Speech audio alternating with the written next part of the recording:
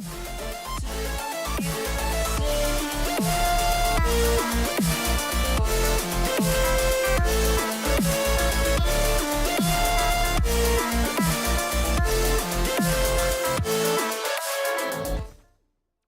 and welcome to Warframe Unabridged. I'm your host Fen, and today we're going to conclude our unabridged journey through the power kit of Hydroid. Before we get to that, I did want to add an appendix to a previous video of mine about Tidal Surge. You see, I discovered while playtesting for this video that you can use Aim Glide to cause your Tidal Surge to go directly forward rather than fall off a ledge or something to that effect. I'm not sure of all of the applications of this, but I thought that it could be a little bit useful considering there's a lot of obstacles that you can get hung up on while you're running around levels. Think along the lines of Europa. You know what I'm talking about. But on to the main event. The game has seen a lot of radial nukes over the years, and while most of them rely on the elements alone in their original form, as game mechanics have grown to be more complicated, more mechanics have been added and more features have been used to refine and enhance abilities. For Excalibur, originally he dealt just puncture, Ash dealt slashing damage, Ember dealt fire or heat, whatever you prefer to call it, Saren dealt corrosive, and the list goes on. Sadly, Hydroid's ultimate ability not only broke the mold in that it wasn't a solid AoE, like most, it was also radial RNG, and we know how much everybody loves that. As a result, he's become one of the most hated frames, but I hope that with this video I might be able to sway your opinion. So let's go ahead and start with the basics, which actually have more to their merit than people seem to believe. At base, it deals 300 finisher damage per second, and deals 200 finisher damage when it captures an enemy, and it deals 300 magnetic damage upon emerging. When all is said and done, any target that you capture with the initial casting will take about 6,500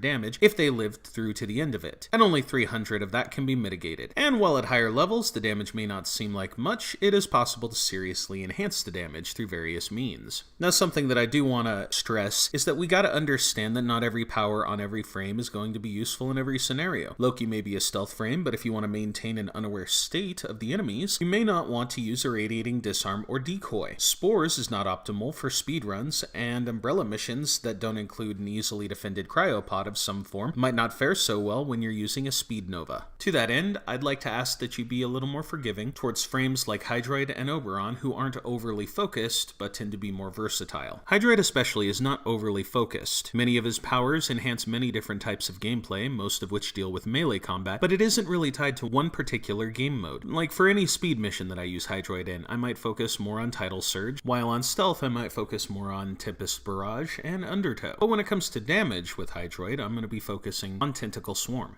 Now, 4 mods that I almost always use whenever I'm using a Tentacle Swarm build are Blind Rage, Energy Conversion, Pilfering Swarm, and Growing Power, all of which are maxed. The rationale behind this is the fact that Pilfering Swarm will always produce additional loot, and if you're smart with the way you position it, you will always summon at least one energy orb. Even though my polarity doesn't match, I also use Growing Power because it's a very easy buff to maintain. Now, for the purposes of maintaining that buff, and I realize that not everybody's going to have this weapon, I tend to use the Zenistar. It really doesn't matter what form of status you're focusing on, because it's going to do a good amount of it, and it's going to do it in a wide area of effect. Now, I use 2 different builds for this power, but if I'm focusing entirely on this power, I'm pretty much exclusively going to be using Pilfering Swarm builds, and not for the reasons that you might expect. It largely depends on the mission types, and I may still use negative range with that in mind. One such example is using it on survivals or infested salvage. That's less to gain more loot, and more just to see that I can maintain my station by getting enough vaporizers going. Now, for this build, I stick to the Hydroid Classic, which is effectively the same build that everybody thinks that Hydroid needs, and it includes negative range. On this build, I use Growing Power, Ice Spring,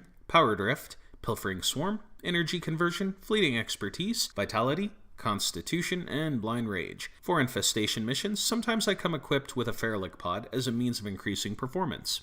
Now, in case you haven't gotten a hold of Hydroid yet, the rationale behind this loadout has been that you want to find a good choke point. The tactic is to allow as many enemies as you can to come within range and get swallowed up by the tentacles that are already there, using them kind of as a trap. If there happens to be too many of them, you can always slow them down with either some crowd control form of weapon or Tempest Barrage. In this scenario though, chip damage like that is only going to make the tentacles' jobs that much easier. Now, unfortunately, this is a very niche and specialized use of the power, and I wouldn't use it for anything anything else. This build is good against Infestation especially because they run right into it. It performs well enough against Grineer since it bypasses armor entirely, and the only thing you really have to worry about against the Corpus is nullifiers. In that case, you want to lay down some instances of Tempest Barrage, which will quickly wear away their bubble. In doing so, they won't be able to dispel your tentacles, and will often be open to capture, but just in case their health is more than the tentacles can handle, I would recommend finishing them off before they get close enough. Now for all other purposes, I use a very different build. This is one that I take with me on many mission types, including Survival, Exterminate, and several others. It even performs well in stealth missions since it's a targeting power with unlimited casting range. This build consists of Sure-Footed, Primed Continuity, Pilfering Swarm, Energy Conversion, Streamline, Vitality, Fleeting Expertise, Blind Rage, Fast Deflection, and of course Growing Power. The rationale behind this loadout is that we want to be casting tentacles as many times as we can manage, and take advantage of its ability to target enemies. While the other build listed is a passive farming build, this one you could consider more of a hunting build. Due to this power being used with negative range for so long, many don't even realize how useful the targeting with this power is.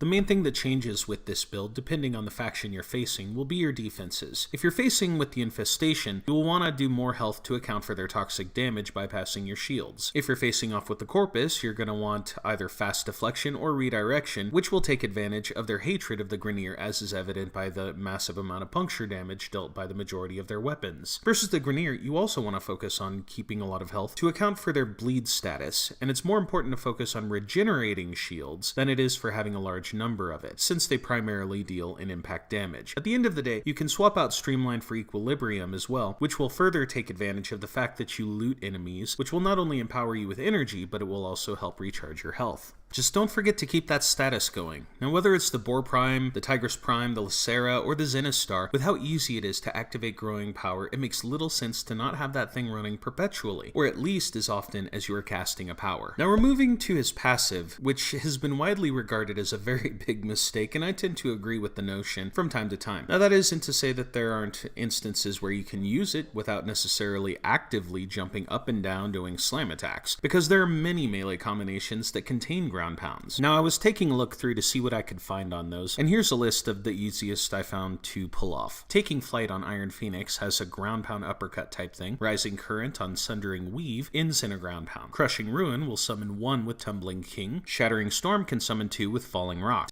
Tempo Royale has a combo called August Mesto that does so. Tempo Royale actually has a second one called Resplendent Calm that also summons a tentacle. Rending Crane's Lashing Tempest combo has one. A second tentacle producing combo for Rending Crane is going to be Landing Dragon. Gemini Cross actually has 2 combos that will summon them between Blind Tormentor and Vagrant Blight. Malicious Raptor's Vengeful Thrash will do so as well. Cleaving Whirlwind can summon them with Drifting Stampede and Sundered Tusk, and Flailing Branch can with Autumn Leaf. Most remarkably, the Stance Fracturing Wind has a combo called Rising Wind, which is a simple combo that ends in a slam attack that can be chained literally perpetually. This forces straight knockdowns, not ragdolls, knockdowns, which is handy when you consider that you can keep them in one place and you're not going to have to spam the combo long before you summon a tentacle. As you can see, there are many instances where you can produce a tentacle without it being your main objective. I realize that a lot of people just like to mash the melee combo, but as you can see, there are instances where you can produce tentacles without that being your main objective. With patience, timing, and skill, you're going to be able to land plenty of tentacles all over the field. That's not even to mention the fact that you're going to produce much better melee multipliers than a ground pound is going to produce. Now as a final note, I do want to point out this amazing Tennogen Velment Rorqual, and I would like to ask that you raid the comments section on the forums because damn, this thing is awesome and it needs a skin to go with it, and preferably not one with an enormous watery schlong attached. But that's it for today, folks. If you like what you saw, hit the like button. If you want to join us on our next Unabridged journey and you happen to be new, go ahead and hit that subscribe button. If you think somebody else would benefit from our journey, go ahead and hit that share button. Until next time, this is Finn, signing off.